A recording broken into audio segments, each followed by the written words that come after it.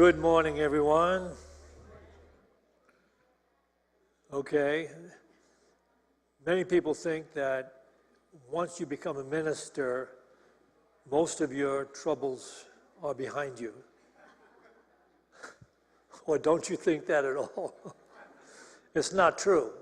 As a matter of fact, when you are a minister, you're faced with a lot more difficulties and troubles that you never expected to pop up in your experience. Right now, we are going back to name tags.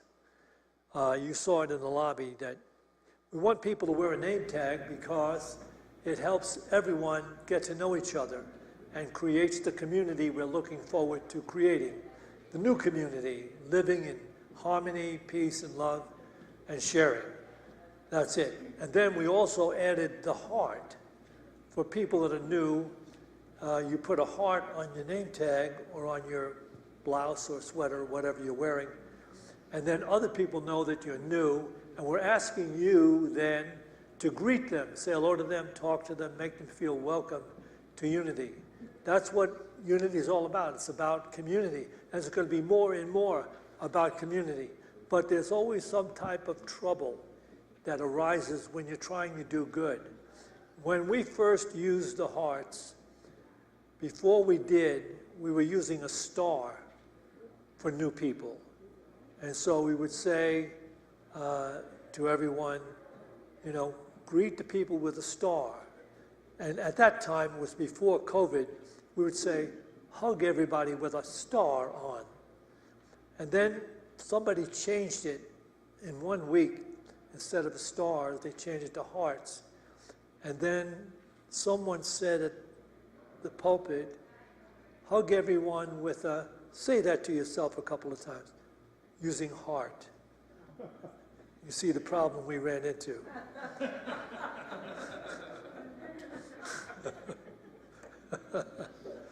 So anything can happen to you in the ministry. Is there anybody here from another Unity? Raise your hand if you are, because we have a fabulous gift for you. Raise your hand high. Okay.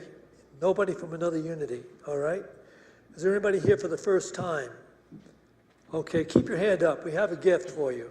There's over here. Anybody else? Keep your hand up so that our ushers can come down and hand you this bag of marijuana. All right, we take care of our own here at Unity. Don't smoke at all during the service. All right. All right, it's great having you all here today. We're inviting everybody that's watching this live stream.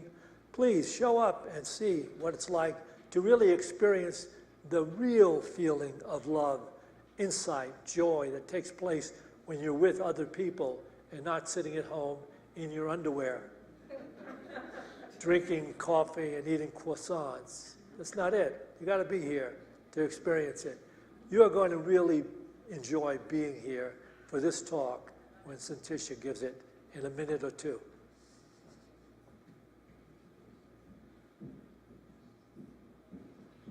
Good morning, everyone. We're going to ask you all to stand. We're going to start by singing. They say to sing is to pray twice. So just come into the presence of this room and sing out. Sing so all of Boulder can hear this wonderful song that we all know. Where's our music? Oh, okay. Can you see? Yeah, here we go.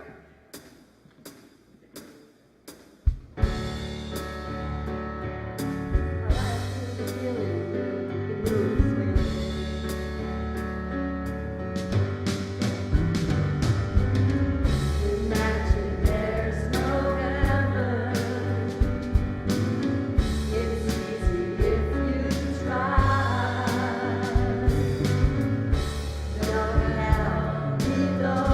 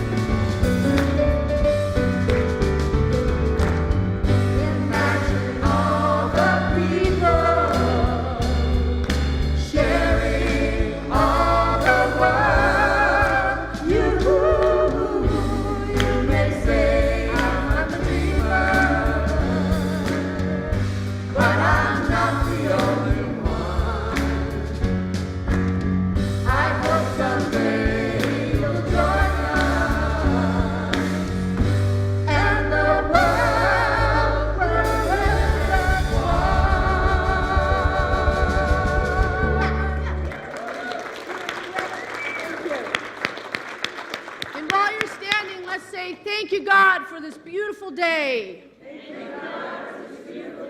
And turn and meet one another and say hello and greet everyone, and let's build this community.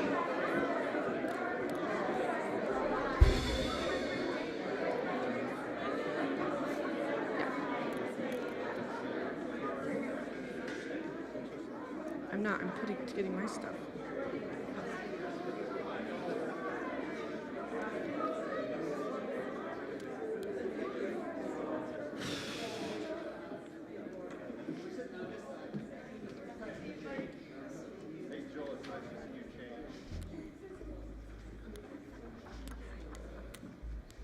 Good morning, everyone. Welcome to Unity of Boulder. My name is Mike Shadle. I'm the administrator here. If you ever have any questions, comments, or concerns, my office is right over there in the bookstore. Please stop in and say hello. I'd love to chat.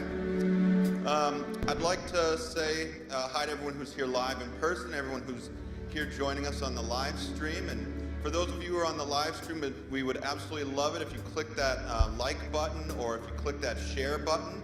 Or anyone here who's watching this live, if this message touches you, or maybe there's someone you know that would really be inspired or helped by today's message, go home, find it on YouTube under Unity of Boulder Church, share it to a friend. That really helps us get Unity of Boulder out there and growing in the ever important online segment of our ministry. So it's just a quick, easy, free thing that everyone can do to help us out, so we'd appreciate that.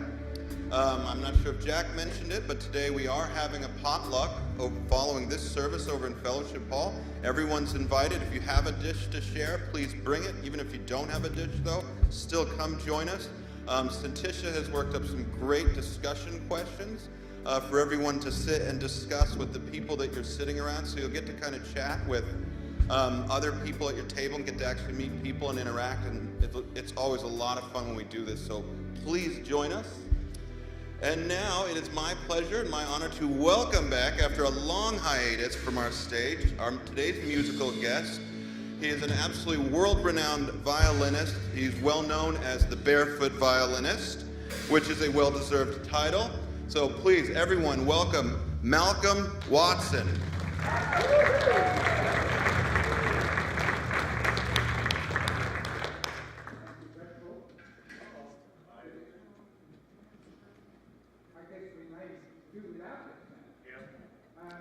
It gives me a very, very great pleasure to be here. Normally, those of you that know me know that I dance around and normally leap down into the congregation and share with you. Unfortunately, as you can see, I have suffered. And I find it hard breathing these days, so it's hard for me to breathe without. So I'm going to sit on this stool, but I can still play passionately for you.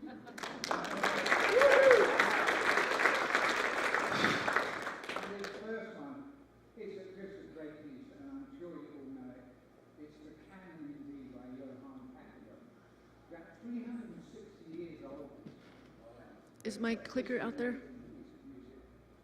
So let's find my wonderful guitarist.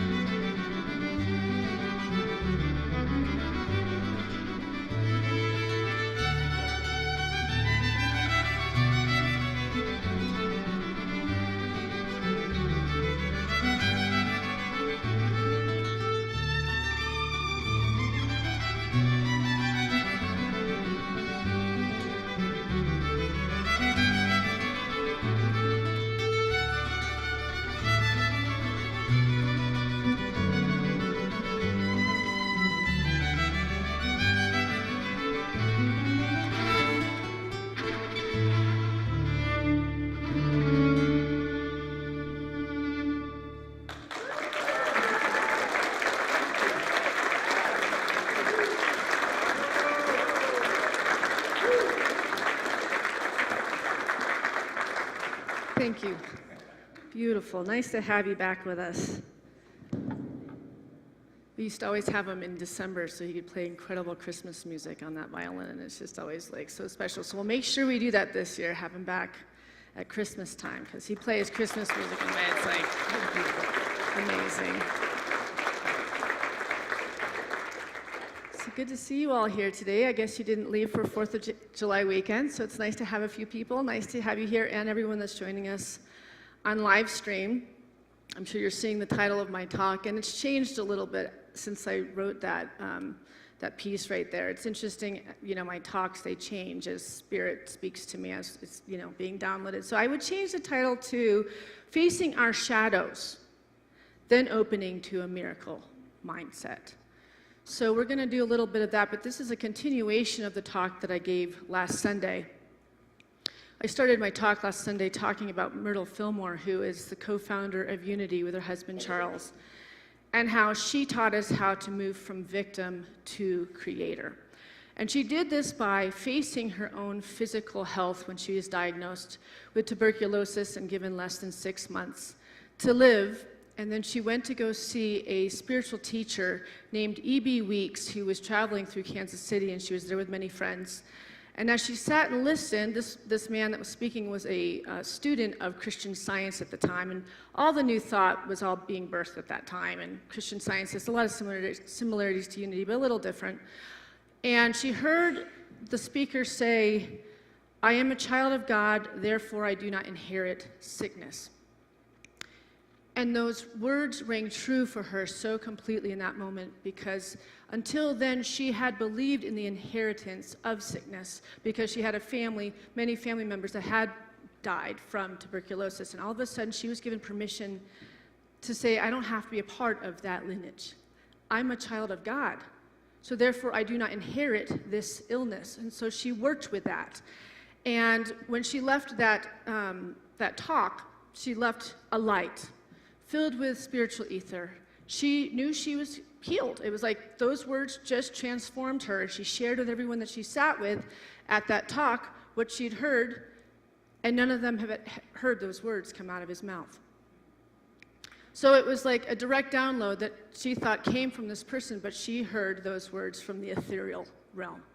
Those words are what started Unity when her neighborhood and people started hearing that she had healed herself of tuberculosis, and she started praying with people and helping people come back to their wholeness, reminding them of their power in their physical mind, body, and spirit.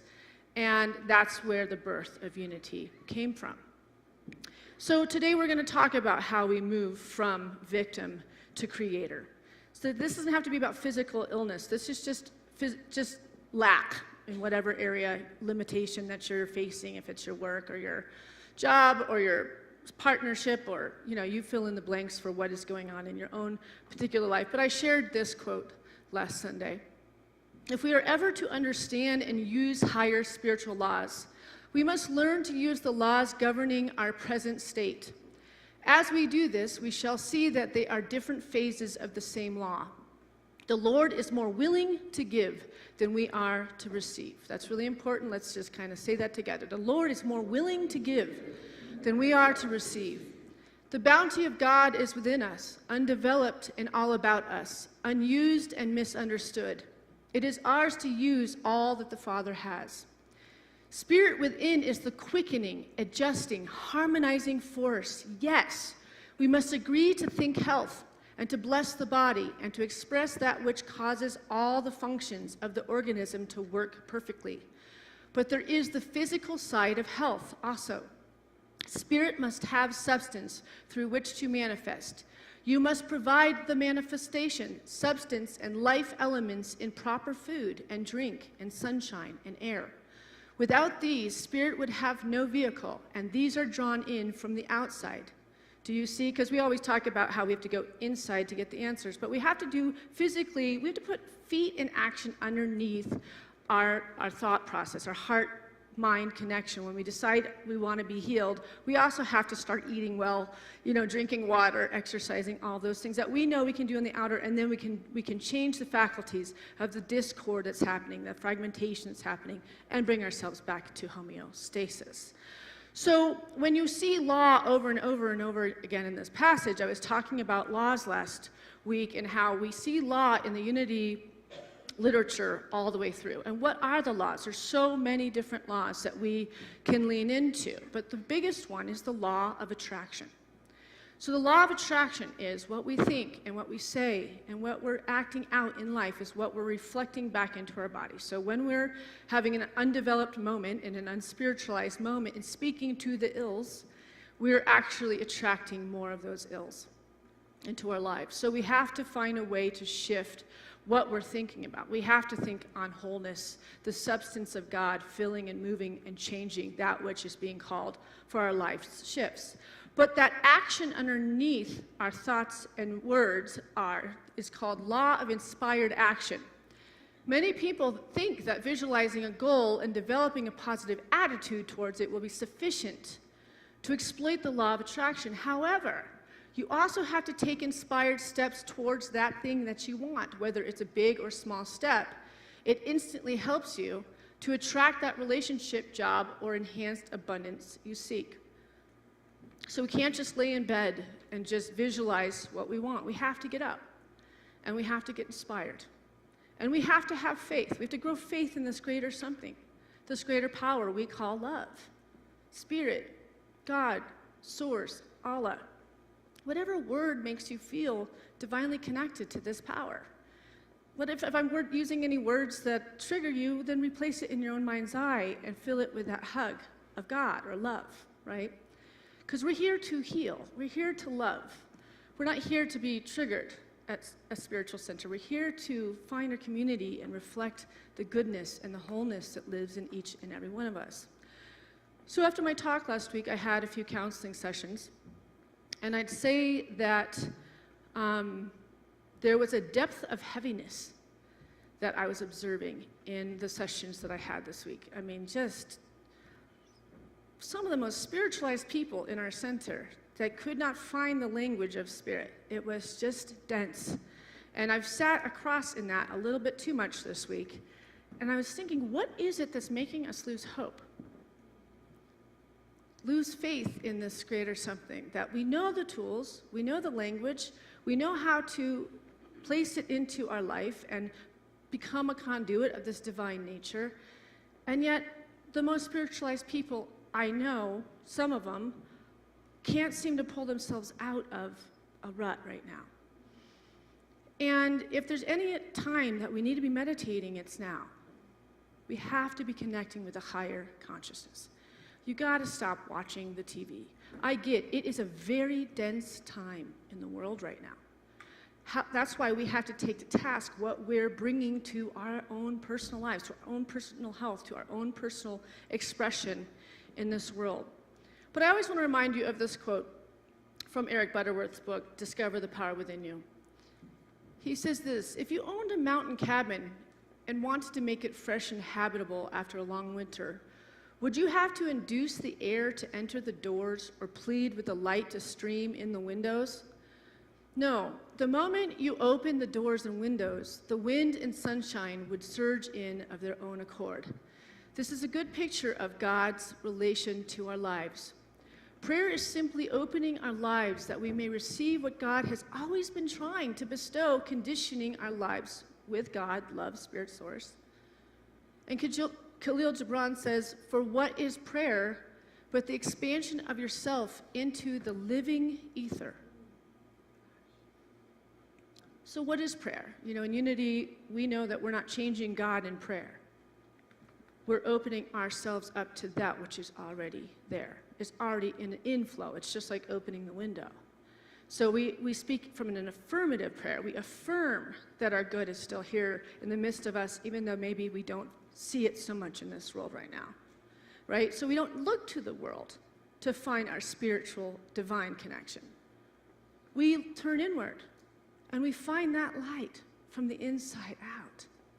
And we have to do this right now. While these dense energies are growing and unearthing and changing, we are going to see such good from this cleansing that we're going through. But we can't start to believe in the ills of the world and think that's the new normal, or we will create that.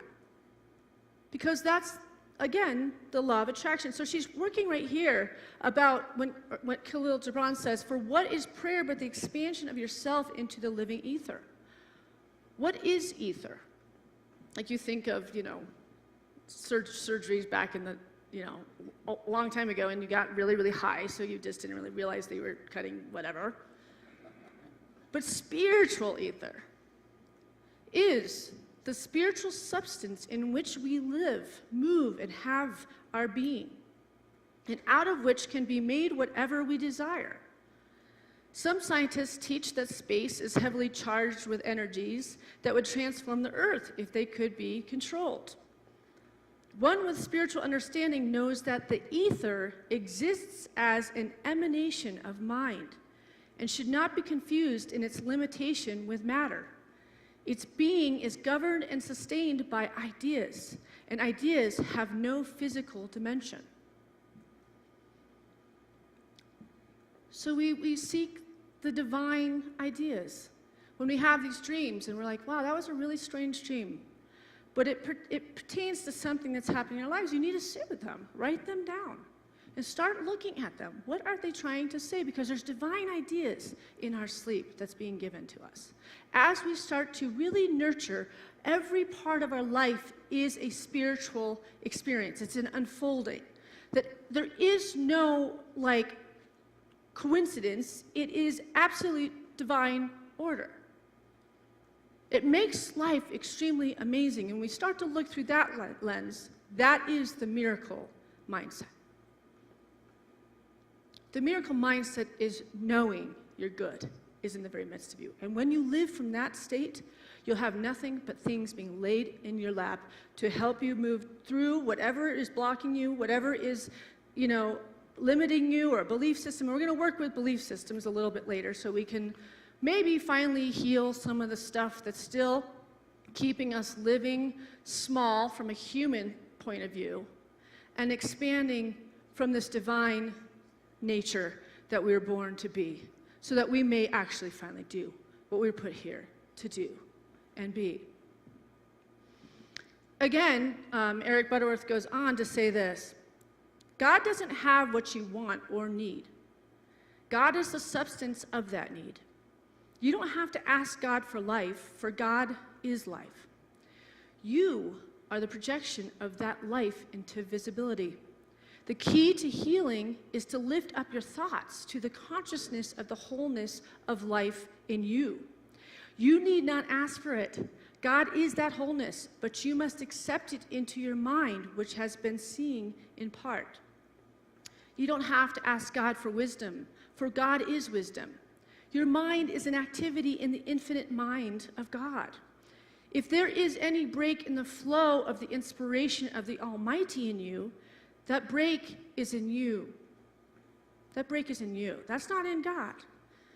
Your need is to reestablish yourself in the consciousness of the all-knowing mind of God in you. So how do you ask the sun for sunlight? By getting out into the sun. How do you ask electricity for light? For your lamp? By turning on the switch. How do you ask God for what you want? By getting into the Spirit, in your meditation, in your walks, in everything you do. It is not something that God must do for you. It is what you must do for yourself.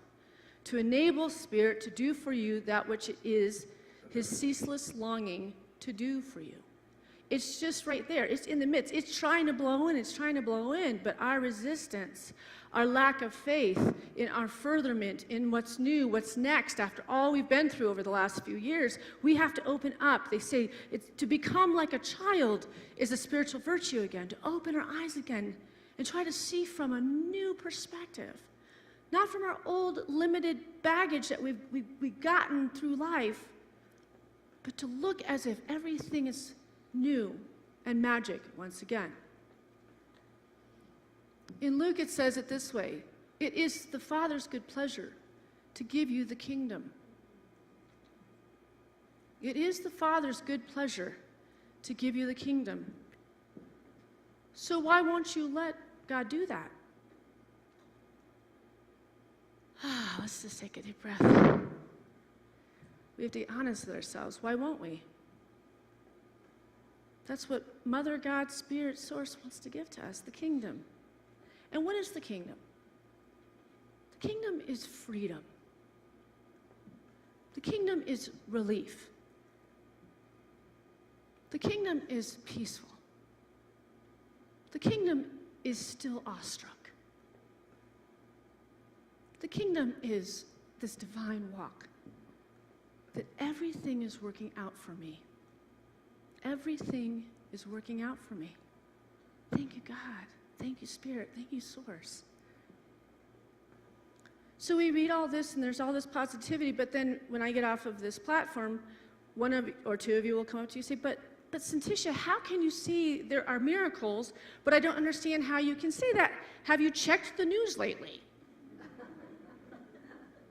Shootings, pandemics, wildfires, suicides, global, like this is the type of stuff that people want to talk to me about. Yes, that is happening in the world right now. And there's a lot to be fearful about if that is your choice. But the God's good pleasure is to give you the kingdom and wants to give it to everyone. And as this cleansing is happening, are you ready to step into your divine, direct connection with this greater something and start inviting others to join your process so that that light can overtake that which is being shown right now? That takes courage. That takes faith. That takes prayer, and that takes meditation. So I was talking about the law of attraction. But then we think about there's all of this denseness that we could look upon and lose hope and believe in that. We can just sit and watch TV about it and talk to our friends about it on the phone and add unto that more of the darkness and be a part of the problem instead of being the healing that we want to see in this world, right? So we have to kind of tune out from being a part of that energy. So there's this thing called the law of polarity. When thinking about the law of polarity, the most important thing to remember is that absolutely everything has an opposite. And that it's the very existence of these opposites that allow us to understand life. Consequently, when you go through something difficult, it will be this thing that helps you truly appreciate the good development to come. By regularly reminding yourself of this, you can improve your resilience in troubled times. For example, through a bad breakup, it teaches you what doesn't work for you in a relationship, helping you to eventually find what does. When I teach prosperity classes, the first night after I do my talk, I have everybody sit down and write down everything they don't want in their life anymore. All the feelings, all of the hurts, all of the fears, all of the everything. They get to share it with each other for the very last time. And then they get to throw it away. Because now we're going to work with what we want. Because we do need to look at that list to understand the polarity of what we've learned of what we want from that. Let it be a teacher.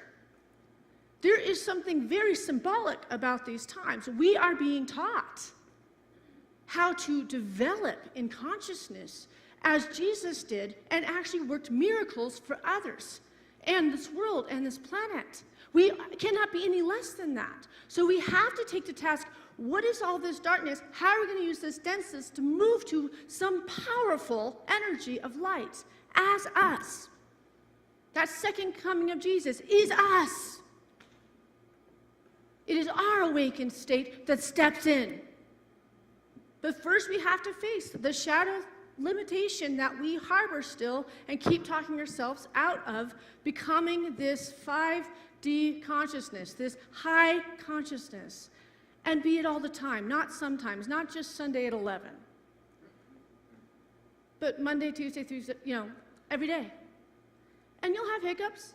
And when you have them, you love yourself through that too. You recognize you're at least putting your feet, you're putting action under that which you are calling, which is being called of you from this universe. So when you think of the polarity, think of all this darkness, how much hope is on this side. So much hope for light. It can't get much worse, right? Eventually it has to swing So why don't we just swing over here and not wait for the entire world to do it? Because that's the whole idea, that we all have to do this. We're not sheep. Everybody in Unity is a leader. You went into this work because we don't tell you how to come through me to get to Jesus, to get to God. No, you have a direct connection. I am nothing different than you. I am literally mirroring what you already know innately in your being. You're here to remember who you truly are as a divine conduit of spirit, just as Jesus was. Not sort of like it, as. Greatest example of God for us.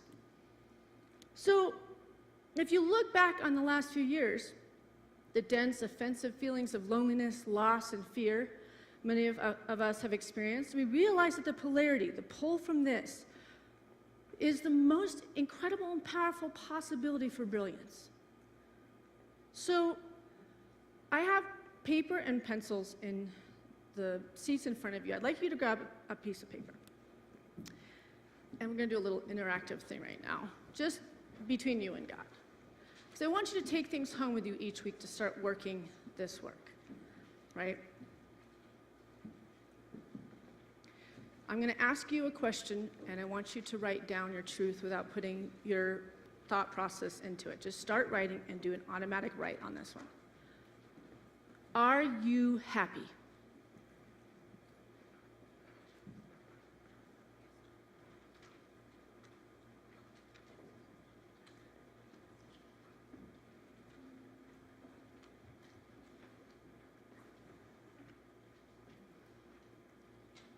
And if you just wrote yes, that makes me so happy.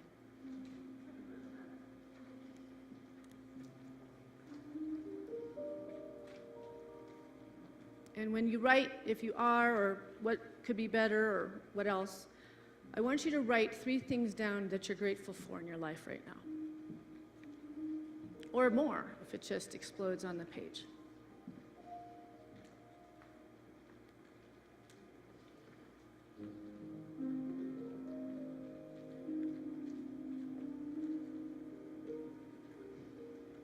And I'm going to read this to you.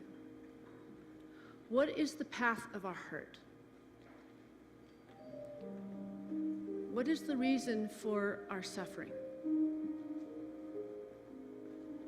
Why do we gain only to lose? And why do we rise only to fall?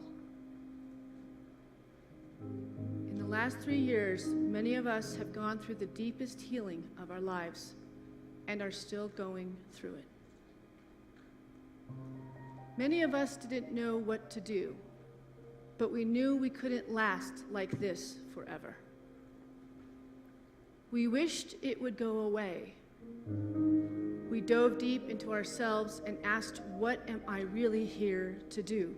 Everybody asked that question. We just wanted someone to tell us it was okay. And many of us found that we had to be okay by telling ourselves we were okay. There were moments of initiation where someone or something sparked the light of healing in us, or we did that for another. There is a reason that everything happens. There is a reason that every single moment has been constructed. We are awakening our inner healer. We are healing ourselves and others by the power of love. And we are holding space for a brand new paradigm of heart's inner consciousness, healed by love.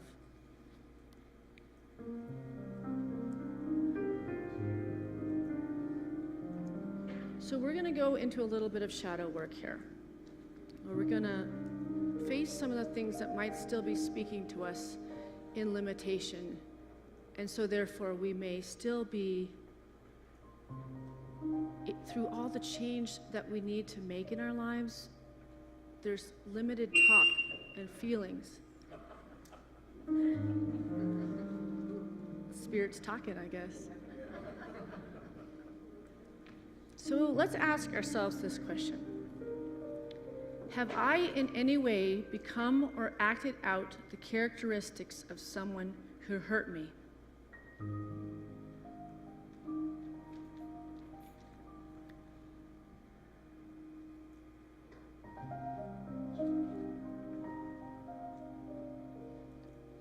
Hurt people hurt people. So we're going to work on not being hurt people anymore right now. There's also a powerful statement that says, free people. Free people. And healed people heal people. And that's what we're doing here, is coming into the power of our wholeness. But we're going to take this time to do a little healing work. So let's just take a deep breath in and out and close our eyes. And keep your paper with you if you want to write down a little something, and we will be sharing this in our potluck today, if you feel like it, you feel safe enough to. Just become aware of your breath. Relaxing your head and your eyes, your face, your mouth. Breathing into your shoulders. Breathing into your chest. Relaxing your arms. Letting the stomach relax. Loosening the hips. Relaxing the thighs, knees, calves.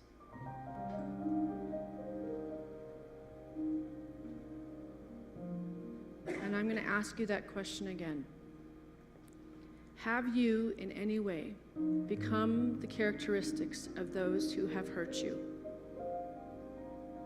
Or are you in any way speaking to yourself in a way that matches the way those who hurt you spoke to you?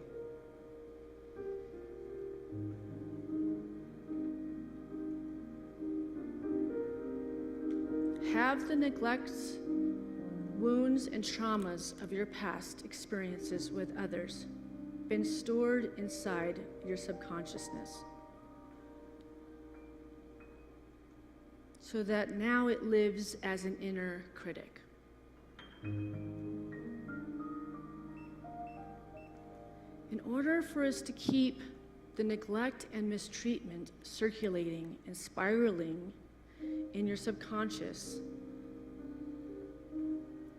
is the way you are speaking to yourself more alike or unlike those who have talked down to you?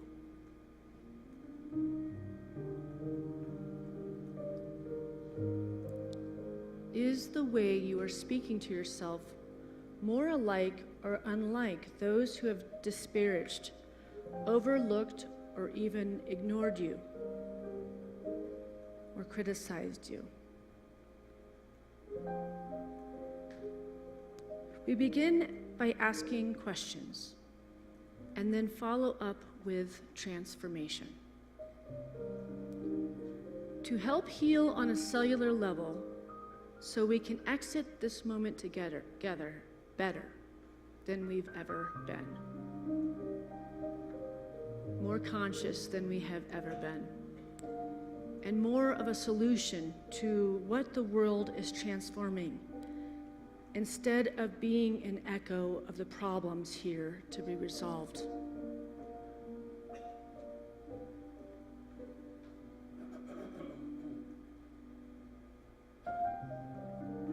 Is the way I treat others, whether it's all people, people at work, people that I have not put in my personal group, or maybe somehow the way you find you treat your children or your partner, is the way I treat others more like or unlike those who have mistreated me?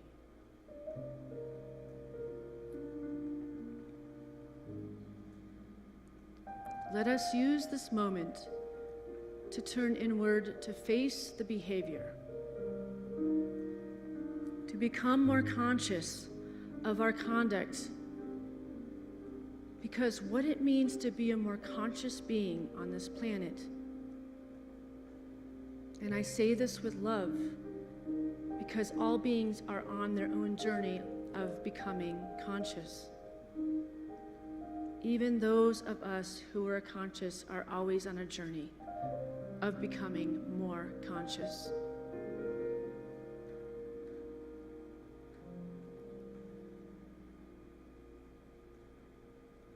so we are all equally accountable for our own behavior. And what it means to be conscious is to feel our own feelings, recognize when we are being triggered, to recognize what the message is sending us. Sometimes it's a healing taking place. But as conscious beings, we can actually separate how we are feeling from how we respond, even in our most heated moments. Otherwise, we are just blaming others for how we act while standing in the presence of another person.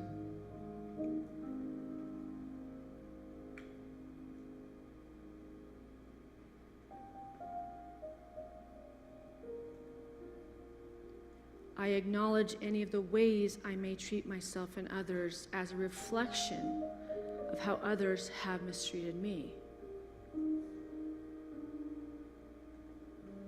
I acknowledge any of the ways I may treat myself and others as a reflection of how others have mistreated me. I allow myself to be forgiven.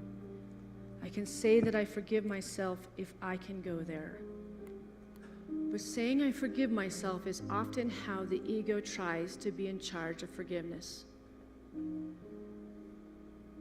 When I say I allow myself to be forgiven, I'm inviting the universe to work through me, allowing the higher force, the higher power, higher light, and higher consciousness that I am to do the forgiving for me,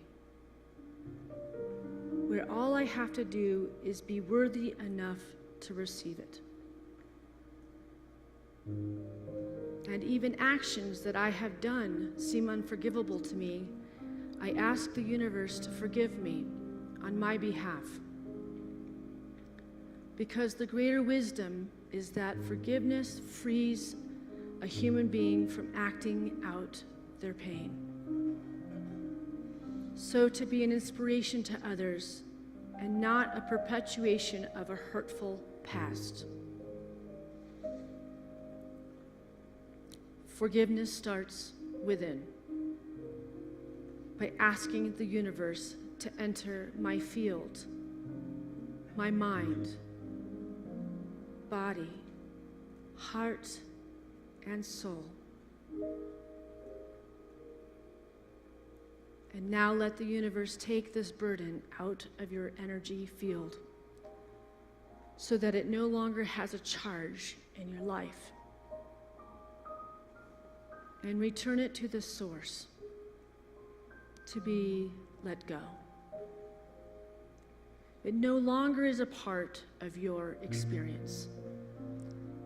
And from this moment forward, may I invite the universe to work through me, to make me one of the free people who free people, to make me one of the healed people that heal people.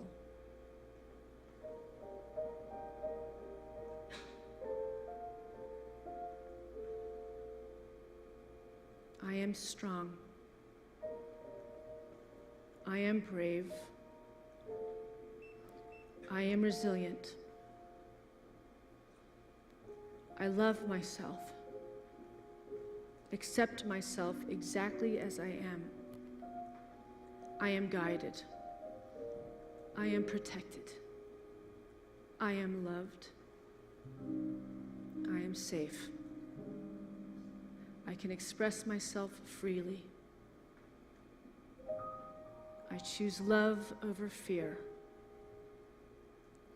I am a light worker, and I lead with light. I am authentic to who I am and aligned with what I want.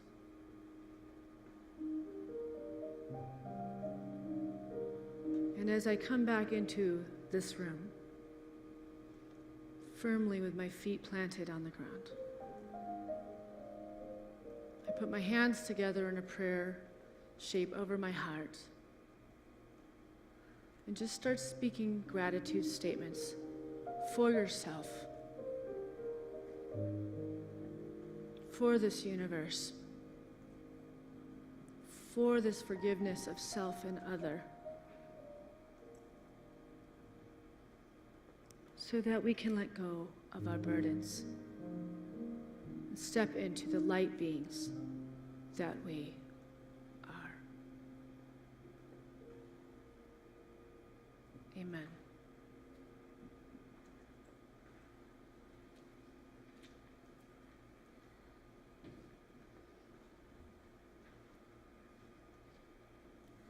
The miracle today could be the ability to forgive the past and those who have trespassed against us. When we can be fully here and now, and not let this subconscious mind that holds things from the past, that keeps us from trying new things, we have to let it go. The past is over. It's an illusion. The ex-boyfriends, all the things that have hurt us, the loss of children, or whatever has been the things that have broken your heart in a million pieces. To come fully in this presence. And forgive yourself that you've held on to those past things that have leaned you into looking through a lens of limitation, when this universe is limitless as a source for greater happiness, joy, and peace in this world. I see you all. I love you all. Thank you.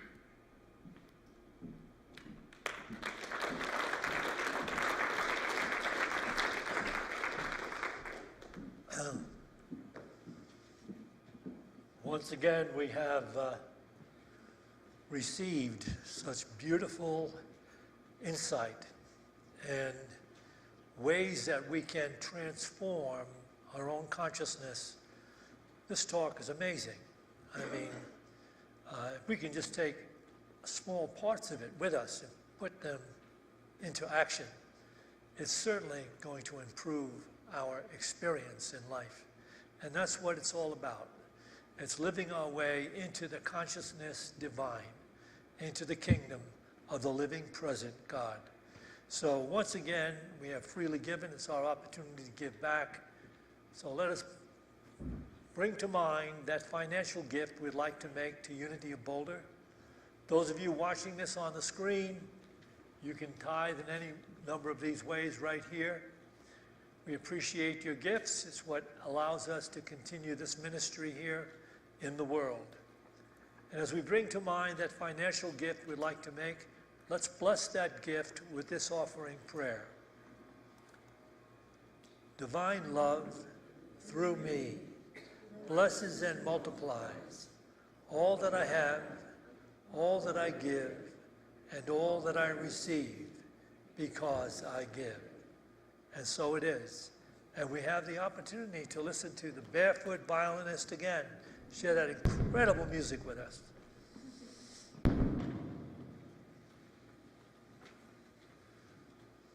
Malcolm. Good to see you. It's good to see you, my friend. Thank you. All right. You know, this piece I'm going to play for you right now was co-created between myself and somebody that most of you know very well, Joel Plymouth, who plays bass with the band here, but actually also plays the most amazing keyboards. So I just have to find the tracks here. And we called this piece Sound of the Wind. It's a lot easier if I've actually got him playing with me, isn't it?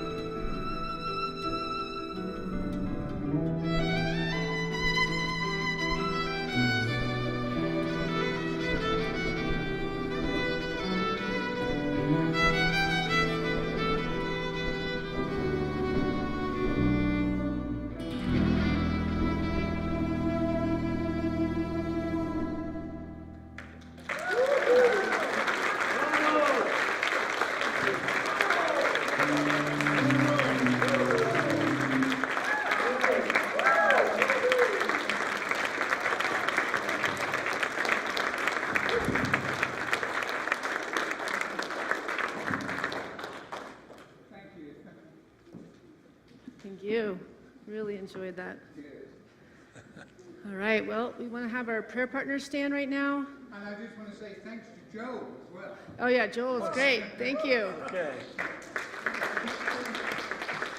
Our prayer partners are available to you today. If you want to stay seated, they will come and find you and pray with you and help you open up to all this wonderful energy that just wants to soup in and bring this healing into your life. And after this, we also have a potluck happening. We have plenty of food, so you can just join us if you don't have food to share for it. But let's just all get together and just share. We've got amazing questions, so we're going to have an interactive process, and you can share some of the things you wrote down in the service today. Let's all rise and close with a couple songs together.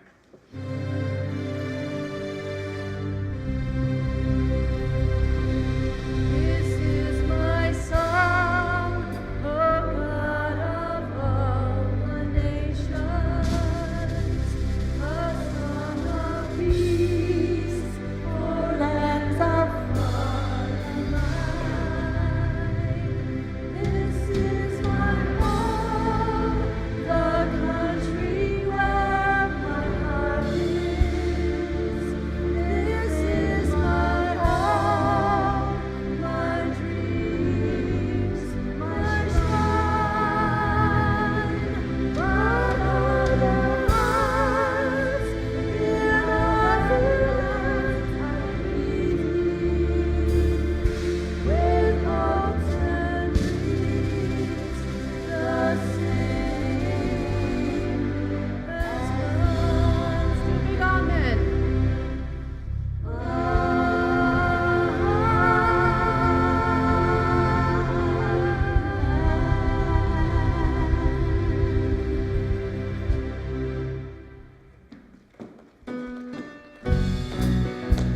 Now we can dance.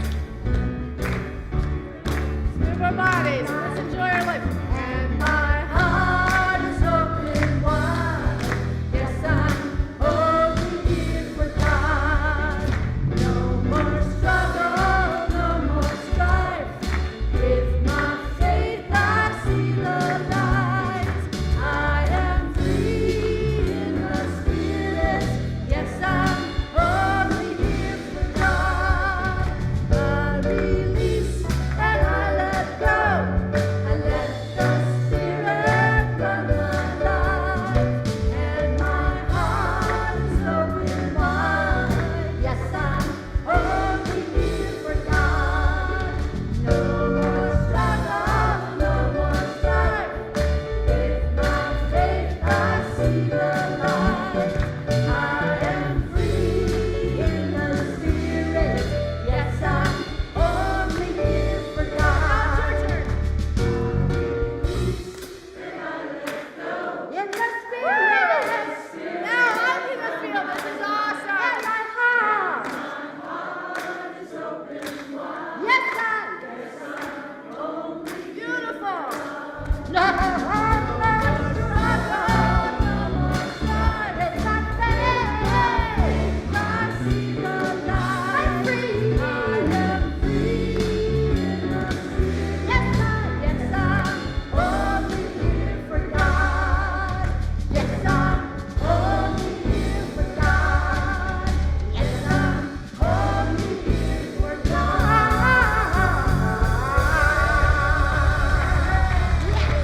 Woo! Beautiful singing. We'll see you at the potluck.